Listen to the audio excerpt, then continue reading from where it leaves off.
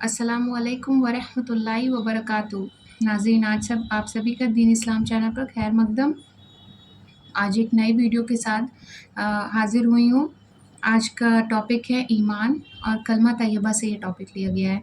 तो आज हम लोग शुरू करते हैं आज की हदीस। हज़रत इब्ने अब्बास बिन सारिया रज़ी अल्लाह ताला अन्हु से रिवायत फरमाते हैं कि रसूलुल्लाह सल्लल्लाहु अलैहि वसल्लम ने हमें एक दिन सुबह की नमाज के बाद ऐसे मुअस्सर अंदाज में नसीहत फरमाई कि आंखों से आंसू जारी हो गए और दिलों में खौफ पैदा हो गया। एक शख्स ने अर्ज़ किया, ये तो रुखसत होने वाले की नसीहत मालूम होती है।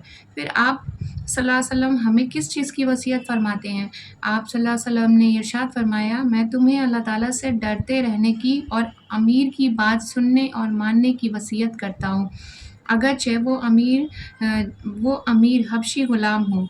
तुम में जो मेरे बाद ज़िंदा रहेगा वो बहुत इख्तिलाफ़ात देखेगा। तुम दीन में नई-नई बातें पैदा करने से बचो, क्योंकि हर नई बात गुमराही है। लिहाजा तुम ऐसा ज़माना पाओ तो मेरी हिदायत याफ्ता खलफ़ाए राशिदीन की सुन्नत की मज़बूती से थामे रखना।